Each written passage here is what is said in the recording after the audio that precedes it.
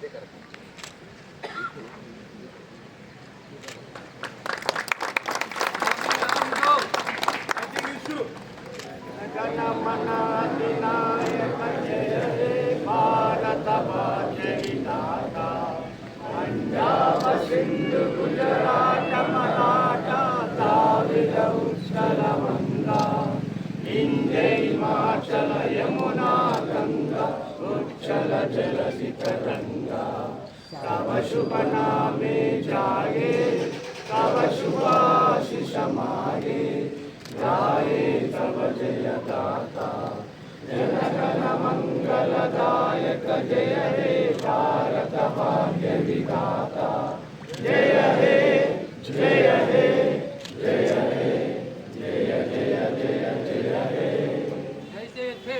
बोलो स्वतंत्र भारत माता की जय, बोलो स्वतंत्र भारत माता की जय।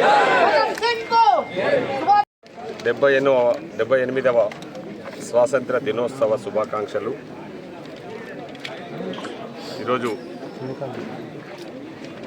ఎందరో త్యాగాల ఫలితం, ఎందరో త్యాగధనుల కష్టమే ఈరోజు భారతదేశానికి స్వాతంత్రం సిద్ధించింది. భారతదేశానికి స్వాతంత్రం రాకముందు, స్వాతంత్రం వచ్చిన తర్వాత జరిగిన పరిణామాలన్నీ కూడా మనందరికీ తెలుసు.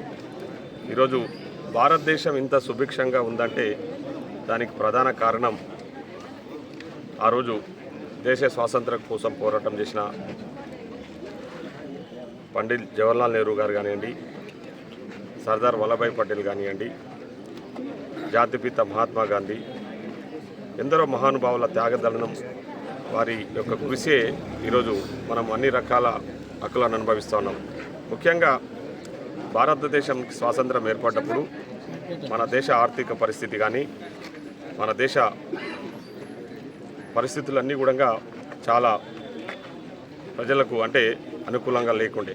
కానీ స్వాతంత్రం సిద్ధించిన తర్వాత పండిట్ జవహర్లాల్ నెహ్రూ గారి నాయకత్వంలో ఈ దేశంలో ప్రజాస్వామ్య పాలన ఏర్పడి అన్ని రకాల కూడా భారతదేశాన్ని ముందుకు తీసుకెళ్లాలనే లక్ష్యంతో ప్రపంచ దేశాలతో భారతదేశం పోటీ పడాలి, ప్రపంచ దేశాలతో భారతదేశం కూడా ఉండాలనే ఆలోచనతో ఆ రోజు కాంగ్రెస్ పార్టీ పెద్ద నిర్ణయాలు తీసుకొని ఈరోజు భారతదేశం ఇంత సుభిక్షంగా ఉండడానికి కారణమైంది అని చెప్పేసి ఈ సందర్భంగా తెలియజేస్తాను.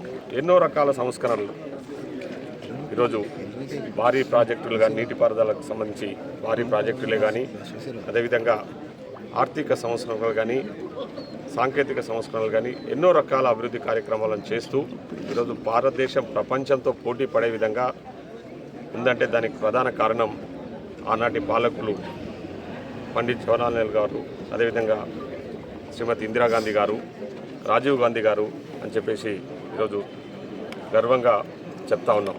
ముఖ్యంగా ఈరోజు భారతదేశం స్వాతంత్రం సిద్ధించిన తర్వాత ఎన్నో రకాల భారీ ప్రాజెక్టులను నిర్మించిన ఘనత కాంగ్రెస్ పార్టీది. కానీ గత 10 ఏళ్ల కాలంలో ఈ భారతదేశాన్ని పాలిస్తున్న భారతీయ జనతా పార్టీకి సంబంధించిన వ్యక్తులు ఈ భారతదేశాన్ని అన్ని రకాల కూడా ఇబ్బందులకు గురి చేస్తూ, భారతీయ ప్రజలను కూడా ఇబ్బందులకు గురి చేస్తూ, ముఖ్యంగా ఆర్థిక వ్యవస్థనంతా కూడా కార్పొరేట్ వ్యవస్థకి కార్పొరేట్ కంపెనీలకు కొమ్ము కాస్తూ భారతదేశాన్ని విచ్ఛిన్నం చేయడానికి ప్రయత్నం చేస్తూ ఉన్నారు. ఈరోజు భావి భారత ప్రధాని మా నాయకులు శ్రీ రాహుల్ గాంధీ గారు భారత్ జోడో యాత్ర చేసి భారతీయులంతా ఏకంగా ఉండాలి అని చెప్పేసి వారి సమస్యలన్నీ పరిష్కరించి వారి సమస్యలన్నీ కూడా తెలుసుకొని ఈరోజు ముందుకు పోయిన విషయం మనందరికీ కూడా తెలుసు. ఈరోజు నిన్నగాక మన కొందరు కాంగ్రెస్ పార్టీని విడిచిపెట్టి బీజేపీలో పోయిన వ్యక్తులు భారతదేశం ఈరోజు విచ్ఛిన్నం కావడానికి, భారతదేశంలో ఉన్న ఇతర ప్రాంతాలు విడిపోవడానికి కారణం కాంగ్రెస్ పార్టీ అని చెప్పేసి ఏమాత్రం అంటే అవగాహన వ్యక్తులు మాట్లాడుతూ ఉంటే కొన్ని అంటే ఆశాస్పదంగా ఉంది. సో ముఖ్యంగా ఈరోజు భారతదేశం కానీ భారతదేశ రాజ్యాంగ వ్యవస్థ ఈ విధంగా ఇంత పటిష్టంగా ఉంది అంటే దానికి ప్రధాన కారణం కాంగ్రెస్ పార్టీ అని చెప్పేసి ఈ సందర్భంగా తెలియజేస్తాను. ముఖ్యంగా ఈరోజు రాష్ట్రంలో మనం అధికారంలోకి వచ్చి 8 నెలలైంది. ప్రజాపాలన అందిస్తూ మన గౌరవ ముఖ్యమంత్రి శ్రీ రేవంత్ రెడ్డి గారి నాయకత్వంలో ముందుకు వెళ్తూ ఉన్నాం. ఇచ్చిన హామీలన్నీ కూడా ఒక్కొక్కటిగా నెరవేర్చుకుంటూ ముందుకు పోతా ఉన్నాం. ఈరోజు ఏదైతే ఆ రోజు మాట ఇచ్చినామో రైతులకు, ముఖ్యంగా ఈ రాష్ట్ర రైతాంగానికి రుణమాఫీ చేస్తామని చెప్పినామో ఆల్రెడీ దాంట్లో భాగంగా 1,00,000 లోపు రుణాలని మాఫీ చేయడం జరిగింది. 1,50,000 లోపున్న రుణాలని కూడా మాఫీ చేయడం. ఈరోజు ప్రధాన ఘట్టమైన 2 లక్షల లోపున్న రుణాలన్నీ కూడా ఈరోజు తెలంగాణ రైతాంగానికి మాఫీ చేయబోతా ఉన్నామని చెప్పేసి ఈ సందర్భంగా తెలియజేస్తాను. అది కాంగ్రెస్ పార్టీ అంటే. కాంగ్రెస్ పార్టీ ప్రజల పట్ల ఉన్న నిబద్ధత, కాంగ్రెస్ పార్టీ ప్రజల పట్ల ఉన్న చిత్తశుద్ధి అని చెప్పేసి ఈరోజు గర్వంగా చెప్తా ఉన్నాం. ప్రజలకు మేము ఒకటే చెప్తా ఉన్నాం, మేము ఇచ్చిన హామీలన్నీ కూడా ఒక్కొక్కటిగా నెరవేర్చుకుంటూ ముందుకు పోతా ఉన్నాం. మీరు కూడా పూర్తి స్థాయిలో సహకారం అందించండి. ఈ రాష్ట్రంలో ఖచ్చితంగా ప్రజాపాలన అందిస్తూ ప్రజా సమస్యలను పరిష్కరించుకుంటూ ముందుకు పోతామని చెప్పి తెలియజేస్తూ మరొకసారి అందరికీ కూడా యావత్ తెలంగాణ ప్రజానికానికి, యావత్ భారతదేశ ప్రజానికానికి స్వాతంత్ర దినోత్సవ శుభాకాంక్షలు. ధన్యవాదాలు.